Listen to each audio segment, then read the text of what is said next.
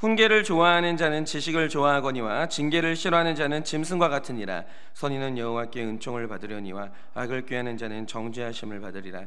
사람이 악으로 굳게 서지 못하거니와 의인의 뿌리는 움직이지 아니하느니라. 어진 여인은 지압 위에 면류관이나 욕을 끼치는 여인은 그의 지압 위에 뼈가 썩은 같게 하느니라. 의인의 생각은 정직하여도 악인의 도모는 속임이니라. 악인의 말은 사람을 엿보아 피를 흘리지 않은 것이거니와 정직한 자의 입은 사람을 구원하느니라. 악인은 엎드러져서 소멸되려니와 의인의 집은 서 있으리라. 사람은 그 지혜대로 칭찬을 받으려니와 마음이 굽은 자는 멸시를 받으리라. 비천이 여김을 받을지라도 종을 부리는 자는 스스로 높은 채하고도 음식이 핍절한 자보다 나으니라. 의인은 자기의 가축의 생명을 돌보나 악인의 긍휼은 잔인이라.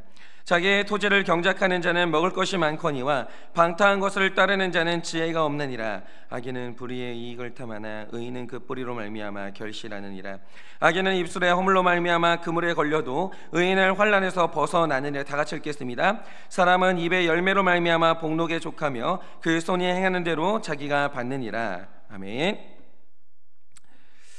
네, 제가 몇 번 이제 말씀드린 적이 있었는데 어떤 사람이 이제 신학을 배우려고 신학교에 들어가면요, 학부 과정에서 이 비교 종교학이라는 것을 배우게 됩니다. 그런데 이 수업의 목적이 뭐냐면 목회자들이 이제 목회를 할 때 왜 우리가 믿는 하나님이 탁월한 분인지, 왜 우리가 믿는 이 성경이 유일한 진리가 되는지 이걸 이제 변증을 해야 돼요. 그러니까 변호한다라고 할 때 이런 말처럼 이게 변증을 해야 되는 거죠. 다시 말해서 세상에 수많은 종교가 있지만 왜 이게 논리적으로 맞는 건지 이걸 이제 우리가 설득해야 될 때가 있는데, 이 설득력이 가장 강하게 나오는 부분이 어디에서 나오냐면 다른 종교하고 기독교를 비교해 보면 이 기독교가 다른 종교하고 얼마나 다른지 이게 선명하게 드러나는 거예요. 예를 들면 이런 겁니다. 비교 종교학에서 이제 나온 얘기인데, 이 베이직 교회를 담임하시는 조정민 목사님께서 기독교는 종교가 아니라 생명이라고 했어요. 그러니까 다른 종교의 범주 안에 기독교가 안 들어간다는 거예요. 근데 이게 그냥 드리는 말씀이 아니라 그냥 혼자서 내가 기독교인이니까 자부심을 가진다 이게 아니라 비교 종교학을 공부해보면 알아요. 기존 범주 안에 안 들어가요, 기독교가. 예수도 기존 신 안에 그 범주 안에 예수가 안 들어가는 거예요. 그러면 왜 기독교는 기존 틀 안에 들어갈 수가 없는 것인가? 여러분, 사람이요, 종교라는 것을 갖게 될 때 종교라는 걸 갖는 내면의 깊은 이유가 뭐라고 생각하십니까? 종교는 인간의 본능이에요. 선택사항이 아니에요. 인간은 이 종교를 갖고 싶은 깊은 열망이 있는데 왜냐 이거죠. 여러분, 저는 기본적으로 하나님은 우리의 창조물이 아니라 우리가 하나님의 창조물이에요. 종교는 인간의 창조물이에요. 왜 그러냐? 이 사람이 종교를 창조한 이유는 두 가지 때문인데, 하나는 어마어마한 욕심이 있어요. 근데 두 번째는 그 욕심을 실현할 힘이 없어요. 이게 인간이 종교를 창조할 수밖에 없는 필연적인 이유라는 거죠. 그러니까 이런 겁니다. 여러분이 생각하는 것보다 여러분 안에 내재해 있는 이 욕심이라는 게요, 우주만해요. 거대하다는 거죠. 그러니까 예를 들어서 동물 같은 경우에는 본능은 있는데 욕심은 없어요. 그러니까 배가 고프면 무서운 진념을 가지고 먹이를 사냥하는데 일단 내가 먹을 걸 다 먹었다, 동물은 과식하는 일이 없어요.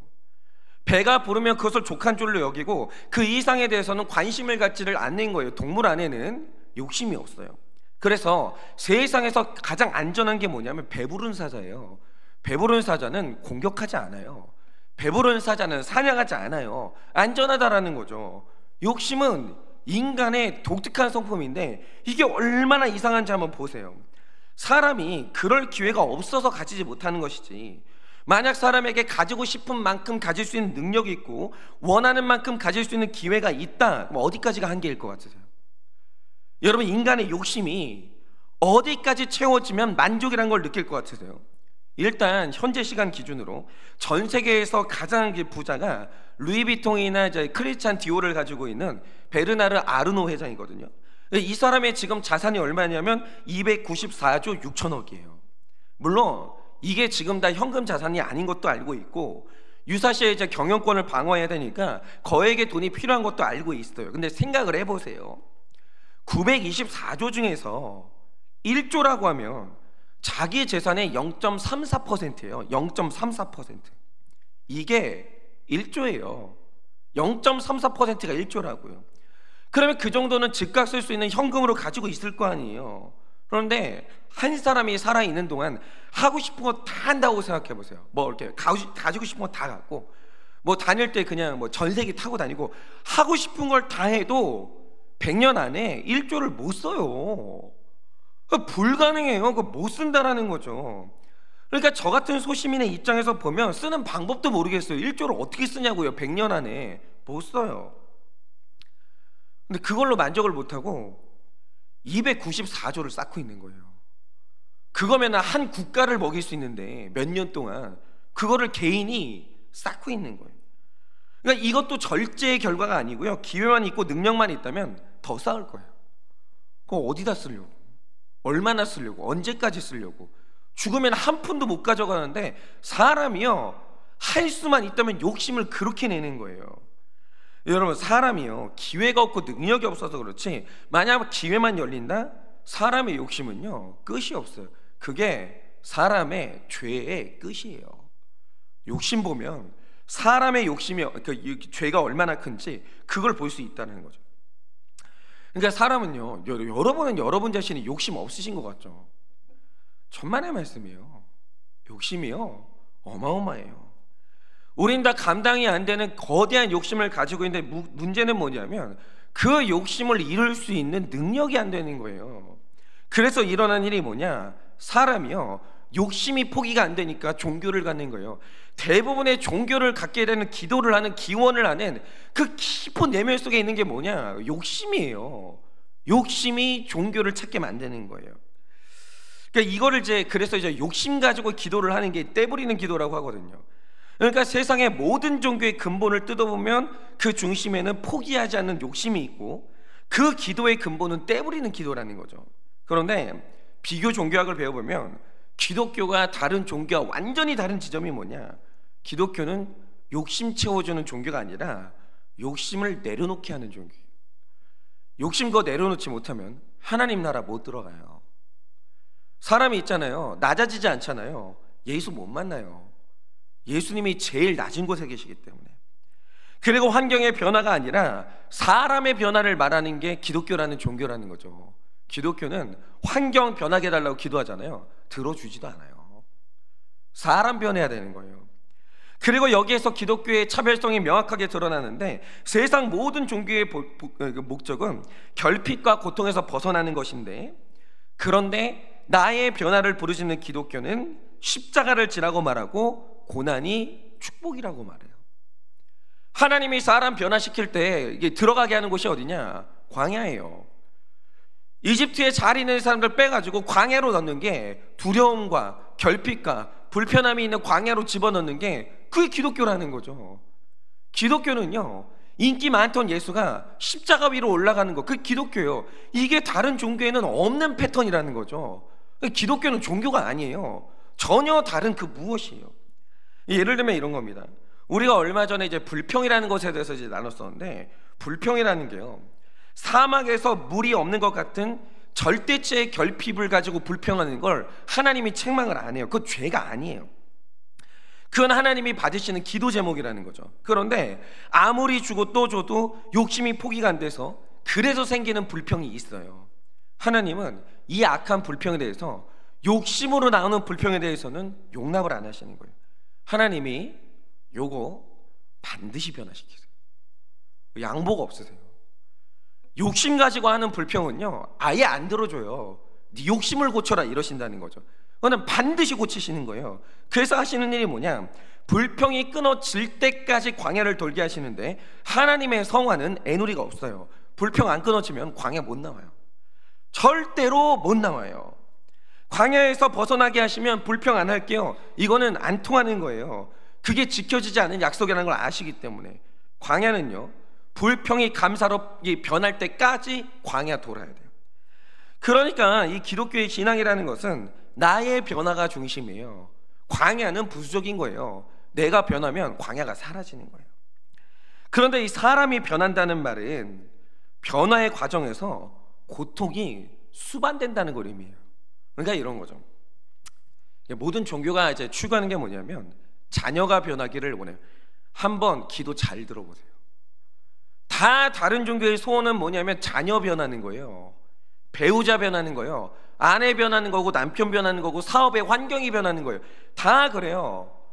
그래서 원래 다른 종교는요, 내 변화의 고통이 없어요. 그런데 기독교는요, 다 필요 없어요. 네 아내 변하게 해달라, 기도하지 말라는 거예요. 네 남편 변하게 해달라, 네 자식 변하게 해달라, 기도하지 말라는 거예요. 너 변하게 하라고 기도하라는 거예요. 문제는 뭐냐면 내가 변하려면 고통이 수반된다는 거예요. 그래서 십자가의 고난을 말하지 않는 이 기복적인 교회는요, 다른 종교와 다를 게 없는 거니까 내 변화의 고통을 하나님 앞에 감내하지 않는 어떤 이런 설교, 이런 이제 종교는요, 그냥 무당하고 똑같아요. 그래서 기복신앙은 이단이에요. 기복신앙은 교회가 아니에요. 그건 복음이 아니에요. 그런데 이제 오늘 말씀의 핵심은 이런 거죠. 자, 기독교는 종교가 아니에요. 기독교는 생명이에요. 그래서 이제 기독교 안에는 나의 변화가 있는 것이고, 변화가 불러오는 필연적인 고통이 있다는 거죠. 그런데 이 고통에도 불구하고 우리가 예수를 믿어야 되는 이유가 뭐냐라는 거예요.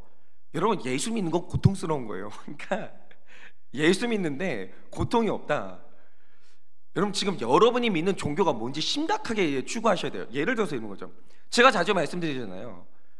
예수가 하나님의 아들인데, 하나님의 아들 중에서 죄 없는 아들은 있는데 고통 없는 아들은 없었어요. 예수 믿는 사람 중에 고난 통과하지 않은 사람이 아무도 없다고요. 이게 기독교의 본질인 거예요. 그러면 하나님이 주신 이 고통이 의미가 있어야 될 거 아니에요. 의미가 없으면 그냥 하나님은 학대하시는 하나님이고, 하나님이 우리에게 고통을 요구하신다라고 하면, 이걸 통과하라고 한다고 하면 여기에 어떤 의미가 있어야 될 거 아니에요. 그러면 하나님이 주시는 고통에는 어떤 의미가 있길래 우리가 이 고통을 감당해야 되냐 이거죠. 그 이유가 이제 오늘 말씀에 나오는데, 여러분이 오늘 말씀을 보시면 왜 우리는 예수 따르면서 이제 얻게 되는 이 고통을 감내해야 되는가? 일단 여러분이 1절을 보시면 제가 지금까지 드린 말씀의 내용이 나와요. 1절에 이렇게 말씀하시죠. 훈계를 좋아하는 자는 지식을 좋아하거니와 징계를 싫어하는 자는 짐승과 같으니라, 이렇게 얘기합니다. 그런데 여기에서 이 훈계라는 말의 뜻이 되게 재미있는데, 이 훈계의 원어적인 먼저 뜻은 뭐냐면, 여러분이 짐작하시는 대로 아픈 말로 가슴을 찌르다, 이게 하나의 뜻이 있어요. 그러니까 이제 훈계라고 할 때 잘 들으세요. 아프지 않은 건 훈계가 아니에요.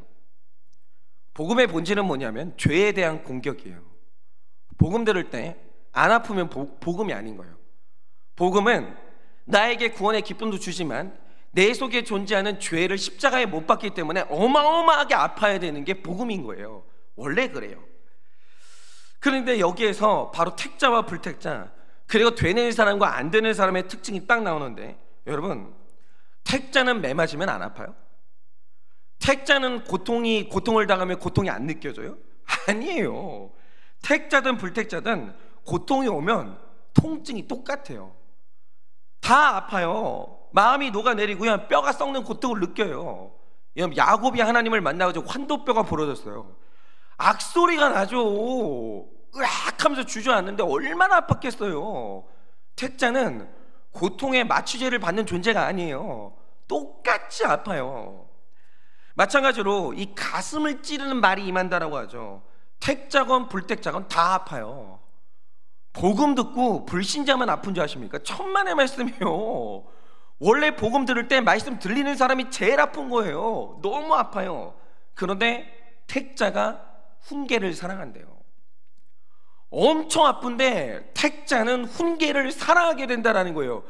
이게 놀라운 거예요. 불택자는 아프잖아요. 그 다음부터 이제 그 훈계를 안 듣는 거예요. 근데 택자는 똑같이 아프거든요. 근데 고통을 사랑하게 된다라는 거예요. 왜 그러냐? 이 훈계라는 말의 뜻 안에는 아픈 말로 때리다라는 말과 함께 또 하나의 뜻이 결합됐는데, 때린 다음에 가르친다, 이 뜻이 있어요.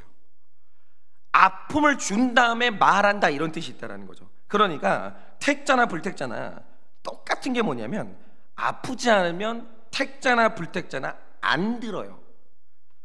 이게 인간은 똑같아요. 예를 들어서 운동 좋아하는 사람이 누가 있어요? 아무도 안 좋아해요. 다 소파에 누워있는 거 좋아해요. 그런데 아무리 운동을 하라고 말을 해도 꿈쩍도 않던 사람이 어느 날은 운동하라는 말을 듣고 운동을 시작하는 거예요. 이유가 뭐게요? 평소에 좋은 말로 하잖아요. 야, 운동하면 되게 좋아, 살도 빠지고 건강해져. 안 들어요. 근데 어느 날 건강검진을 했어요. 결과가 나와가지고 의사가 오라고 갔더니 하는 말이 뭐냐, 선생님 몸 상태 되게 안 좋아요. 운동 안 하시면 1년 안에 당뇨가 와서 일평생 마시는 거 못 드시고 평생 합병증 걱정하다가 잘못되면 죽습니다. 선택하세요. 그러니까 운동하고 안 하고는 선생님 선택인데 1년 안에 몸 망가지세요. 하시든지 마시든지 마음대로 하세요. 뭐 이런 식으로 때리는 말을 한다고죠. 그런 다음에 때린 다음에 교훈을 주는 거예요. 그럼 들려요. 인간은 이상해요. 아프게 때린 다음에 말하잖아요. 그럼 그때 들려요. 그래서 C.S. 루이스가 한 말이 뭡니까? 고통은 하나님의 확성기라는 거예요. 고통을 줘야 그 다음에 말이 들린다는 거예요. 그게 사람의 특징이라는 거죠. 그런데 이 택자의 특징이 뭐냐?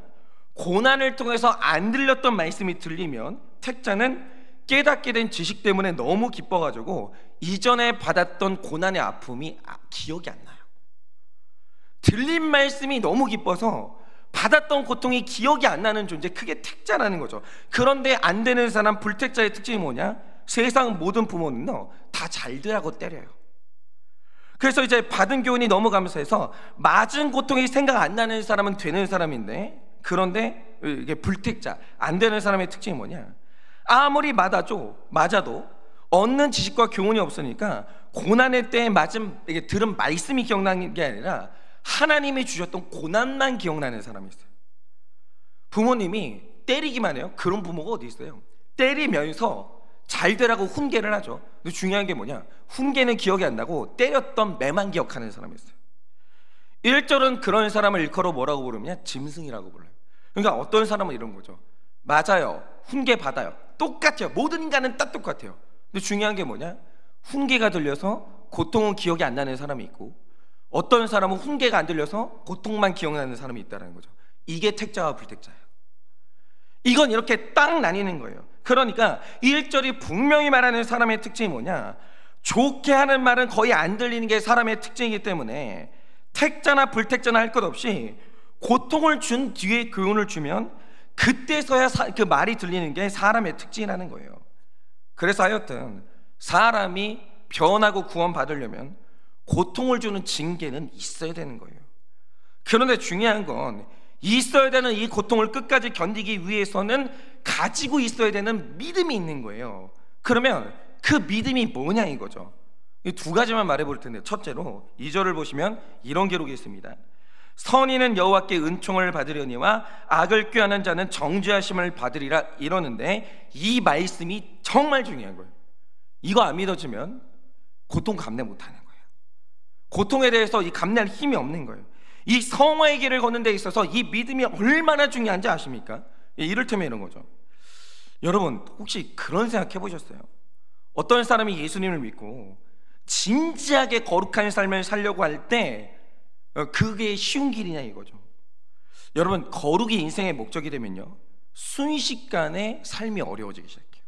왜냐? 이 세상의 구조라는 게 아직은 악한 영이 지배하고 있기 때문에 거룩한 삶은 악한 세상에서 살기에 너무 힘들고 때로는 손해를 볼 수밖에 없는 거예요. 여러분 지금 우리 주변을 전부 다 음란이 둘러싸고 있어요. 근데 여기에서 내가 음란하지 않고 거룩하게 살기로 결심하는 순간, 그때부터 음란이 얼마나 이게 충만한지 그때 알게 돼요. 너무 힘들어요. 음란을 외면하는 게 진짜 힘들다고요. 그러니까 거룩하게 사는 길은요 되게 힘들어요. 그런데 사람이 그 힘든 길을, 이 거룩의 길을 간다라고 할 때 반드시 있어야 되는 믿음이 뭐냐? 자, 세상에 힘들어요. 근데 선하게 살아요.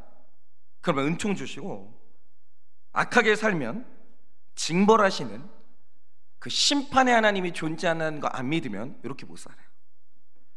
여러분 말씀대로 살잖아요. 복 받아요. 그거는 잠언서가 말하는 게 뭐냐면 확실한 거예요. 반드시 복 받아요. 반드시. 인생의 결말은 반드시 복으로 끝나요. 그런데 악하게 살면 반드시 벌받아요. 이거는 못 피하는 거예요.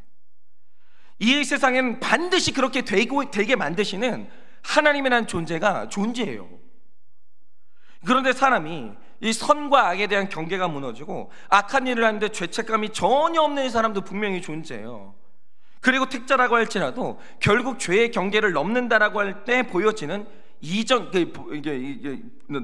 죄의 경계를 넘는다고 할 때 보여지는 행위 이전에 먼저 믿음이 형성돼야 되는데, 그게 뭐냐? 시편 4절을 보면 그 믿음을 이렇게 기록하고 있습니다.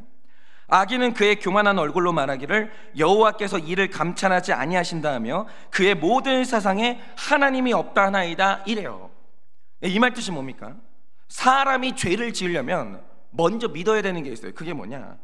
이 세상에는 선한 일을 한다고 상을 주고 악한 일을 한다고 벌을 주는 심판의 하나님이 없다는, 어쩌면 하나님이 내 악을 놓쳤을 수 있다는, 내 악을 보지 못했을 수도 있다는 그 믿음이 있어야 되는 거예요. 하나님이 잠깐 놓칠 수 있어야 돼요. 내 죄를. 이 믿음 없으면 사람은 죄 절대 못 져요. 내가 이 죄 짓고 반드시 벌 받는다, 이게 믿어지잖아요. 죄 선뜻 못 지어요. 그렇게 되는 게 아니에요. 여러분, 주기철 목사님이 고통스러운 고문을 당하면서도 끝내 자기 신앙을 지켰던 이유가 뭐겠어요?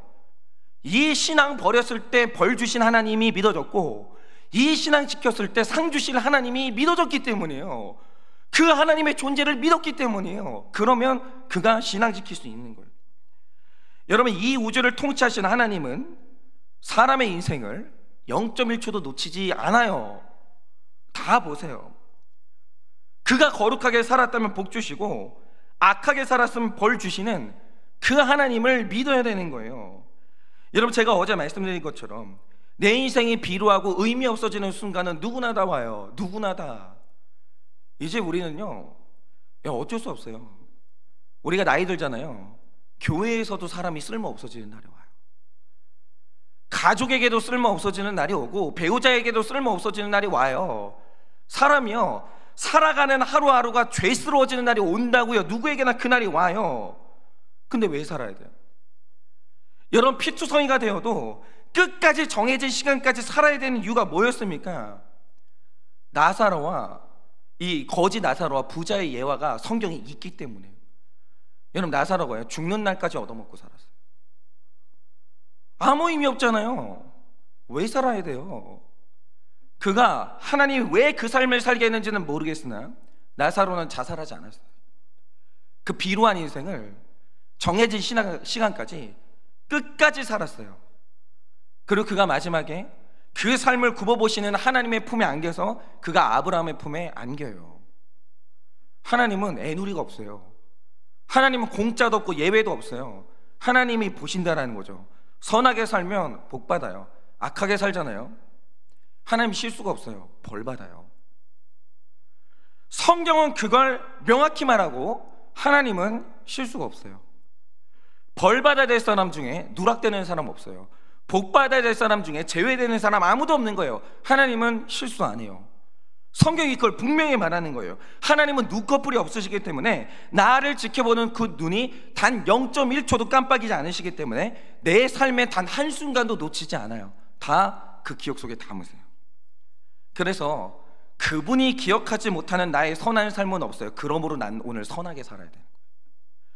그분이 다 기억해 주시기 때문에. 뭐 사람이 기억해요?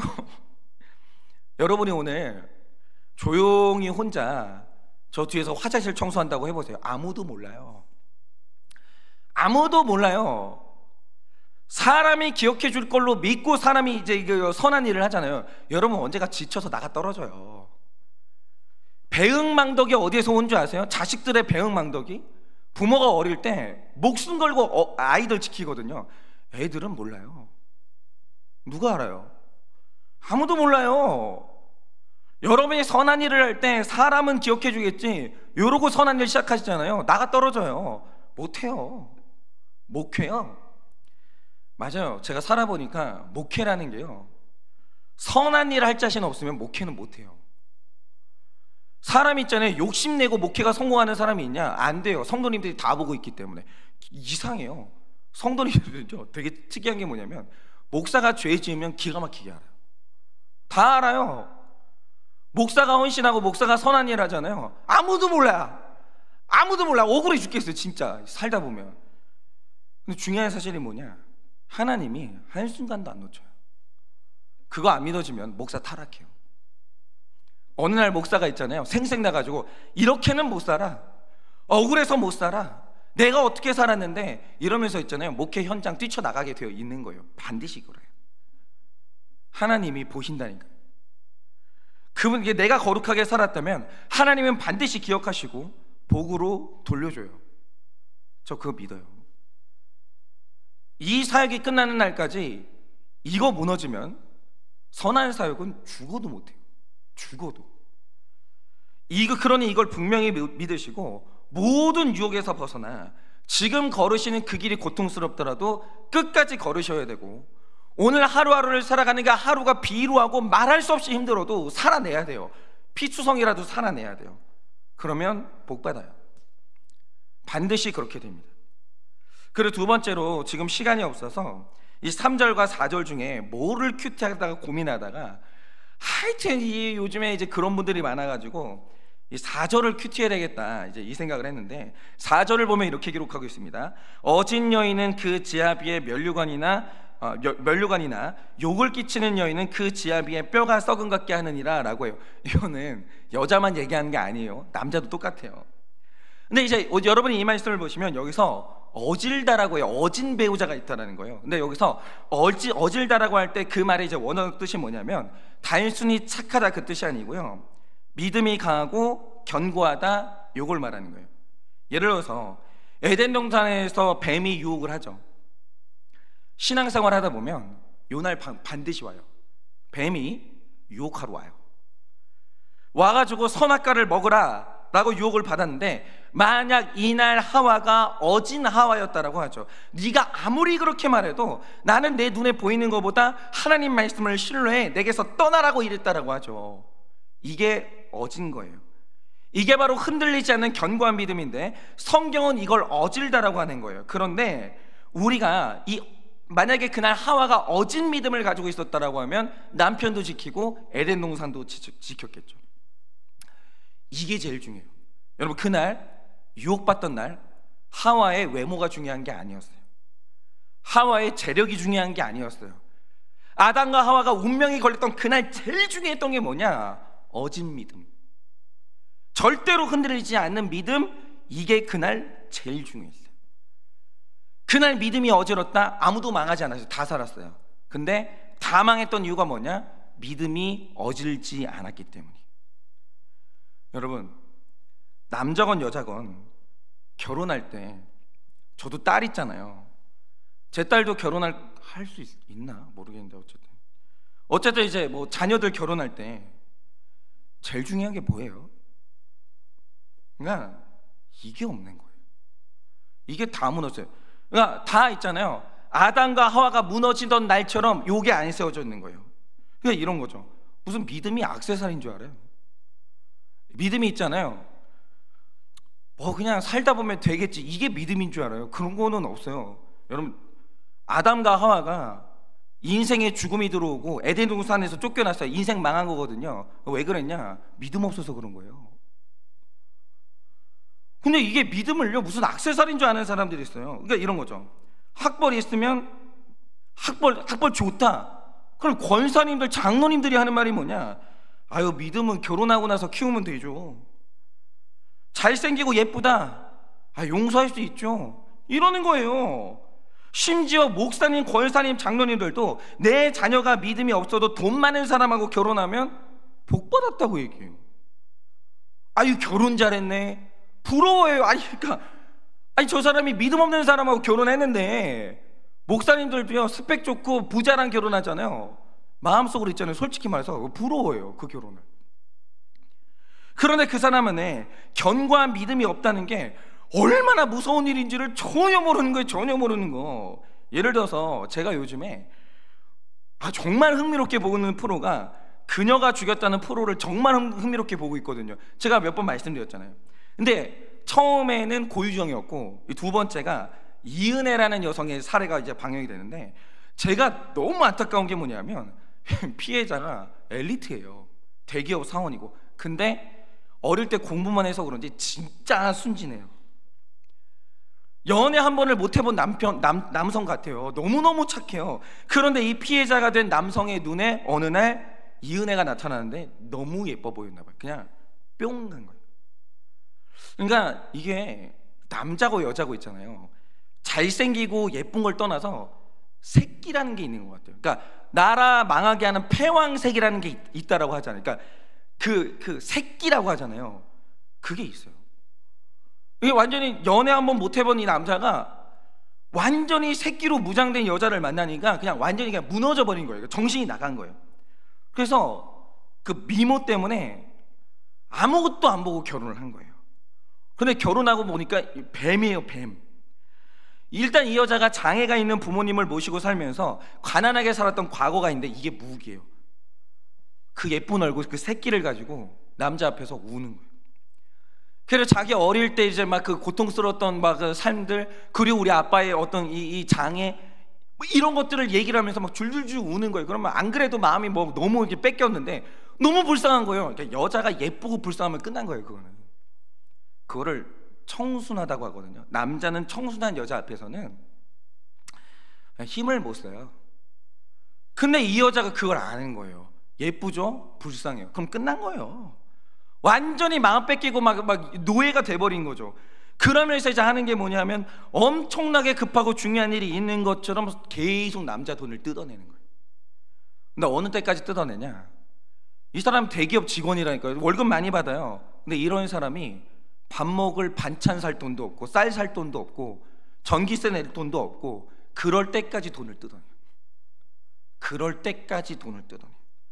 그럼 이제 남자가 지칠 거 아니에요? 그러면 내가 못 나가도 너를 채워줄 수 없어, 우리 헤어지자, 이러면 또 갑자기 있잖아요. 미안해, 내가 오빠 없이는 못 사는 거 알잖아, 오빠 너무 사랑해, 우리 평생 같이 하자. 또 이렇게 따뜻하게 대해주는 거예요. 그리고 관계가 회복되면 또 뱀처럼 돈을 뜯어내는데 진짜 잔인해요. 와, 혀를 내둘렀어요. 잔인해요. 그럼 어느 날 이 남자한테 더 이상 돈을 뜯어낼 수가 없겠다 싶으니까 어떻게 하냐면 보험을 든 다음에 남자를 죽여요. 그러니까 남자가 생활고 때문에 여자한테 하소연하는 문자 내용이 공개가 되거든요. 문자 내용을 보면요, 뼈가 썩어요. 뼈가 썩어. 잘 보세요. 이 남자가 뼈가 썩는 이유가 뭐예요? 그 여성이 미모가 없어서요? 그 여성이 머리가 나빠서요? 그 여성 안에 어떤 이런 만족해 줄 만한 뭐 그런 게 없었어요? 아니에요. 다 있어요. 믿음 없는 배우자 만나잖아요. 뼈가 썩는 걸 몰라요. 사람이 믿음이 없다는 게 에덴 동산 잃어버리고 영원한 죽음이 내 속에 들어오는 결정적인 문제라는 이 심각함에 대해서 몰라요. 그게 너무 신기해요. 그거를 몰라요. 그러니까 믿음은 액세서리인 줄 알아요. 근데 그걸 보고 믿음은 버릴 수 있고 나머지 취했을 때 뼈가 썩고 죽는다니까요. 그러니까 인간의 문제에서 제일 중요한 건 연봉이 얼마냐, 학벌이 얼마냐, 이게 아니라 견고한 믿음이 있냐, 거룩하냐, 이게 죽고 사는 문제인데 그걸 몰라요. 그래서 이 믿음 얻을 수만 있다면 어떤 값을 치러도 되는 거예요. 그러니까 이런 거죠. 저도 그런 생각 가지고 있는데, 내 딸이 신결혼만 할 수 있다, 제 딸이 믿음이 견고한 어진 남자랑 결혼할 수 있다, 무시 좀 당해도 돼요. 그런 남자 얻을 수 있으면 무시 좀 당해도 돼요. 손해 얼마든지 봐도 돼요. 그 집이 뭐 가난해가지고 내 딸 결혼하는데 뭐 혼수도 못 해주고 아무것도 못 해준다, 아무 상관없어요. 어진 사위만 얻을 수 있으면, 신가정만 세울 수 있으면 어떤 대가도 다 치러도 되는 거예요. 어떤 대가도. 믿음은, 신앙은, 거룩은 그럴 만한 가치가 있는 거예요. 근데 이게 얼마나 중요한지를 모르니까 이거를, 돈 중요하죠, 외모 중요하죠. 그런데 이게 얼마나 중요한지 모르니까 부수적인 것 때문에 믿음을 버리는 거예요. 그런데 이거 우습게 여기고 사람 만나다가 뼈가 썩는 고통을 경험하는 거죠. 그런데 사람이 이 경험을 하고 거룩이 얼마나 중요한지를 알면 거룩이 불러오는 이 고난, 내 생명을 지켜주는 이 고난, 이걸 감당하게 된다는 거예요. 여러분, 믿음은 중요하기 때문에 믿음대로 살다가 감당하는 고난 있죠? 그거 당해도 되는 거예요. 믿음대로 살다가 부부관계에서 불신자가 있어요. 믿는 사람이 있어요. 100% 믿는 배우자가 손해봐요. 둘 중에 하소연하는 사람 누군지 아십니까? 고개 숙여야 되는 사람 누군지 아세요? 부부싸움 하다 보면 믿는 사람이 불신자 배우자한테 고개 숙여야 돼요. 절대 못 이겨요. 내가 너 같은 그리스도인들 때문에 나 교회 안 가, 요 말 한마디 하잖아요. 그리스도인들은 찍소리도 못해요. 근데 중요한 게 뭐냐? 그래도 돼요. 믿음대로 살 수 있고, 그 믿음대로 살다가 구원받기 때문에 믿음대로 사는 고통 있잖아요. 그거 좀 겪어도 되는 거예요. 믿음이요, 그렇게 소중한 거예요. 믿음이요, 그렇게 중요한 거예요. 믿음은요, 그만큼 좋은 거예요. 억울해하지 마세요. 가장 좋은 믿음 얻었으면 이 믿음대로 살다가 당하는 고통, 그거 좀 감당하세요. 괜찮아요. 그래도. 그러니 오늘 하루도 믿음대로 살다가 당하는 이 고난이 나를 변화시키고 이 변화가 나를 살리는 줄을 믿어서 이 십자가의 길을 잘 감당하면서 걷는 여러분의 하루 되시기를 예수님의 이름으로 축원합니다. 이 시간 제가 기도하고 축도함으로 예배를 마치겠습니다. 기도하겠습니다. 주님, 아담이 건강한 몸이 없어서 망했습니까? 아담이 지식이 없어서 망했습니까? 하와가 미모가 없어서 망했겠습니까? 살 중에 살이요 뼈 중에 뼈였는데 얼마나 그들이 많은 것 가지고 있었겠습니까? 그런데 아담과 하와가 지옥을 걱정하게 되고 그 좋았던 에덴 동산을 다 잃어버린 이유는 믿음이 없어서입니다. 믿음이 있었으면 아담과 하와는 다 가졌을 것입니다. 믿음이 제일 중요합니다. 거룩한 삶이 가장 중요합니다. 그러기에 이 삶을 살면서 당하는 고난과 십자가는 겪어도 되는 것입니다. 감당해도 되는 것입니다. 우리가 힘들고 어려워도 이 삶을 다 살고 나면 그 끝에서 반드시 복받기 때문에 이건 그 누구도 흔들 수 없는 하나님의 섭리이기 때문에 오늘도 우리는 힘들어도 이 길을 끝까지 걷고자 합니다. 주님, 이 믿음 있게 하여 주시고 이 믿음 지키기 위해서 얻게 되는 십자가, 기쁨으로 감당하고 걸어갈 수 있는 믿음의 힘을 우리 모두에게 허락하여 주시옵소서. 지금은 우리 주 예수 그리스도의 은혜와 하나님 아버지의 그 크신 사랑과 성령님의 위로하시고 교통하여 주시는 그 역사하심이 오늘도 그 좋은 믿음 지키기 위해 겪어야 되는 고통이 있다면 기꺼이 감수하기를 원하면서 이 길을 걷고자 하는 사랑하는 모든 주의 종들의 머리 위에 지금으로부터 영원 무궁토록 함께 있을지어다. 아멘.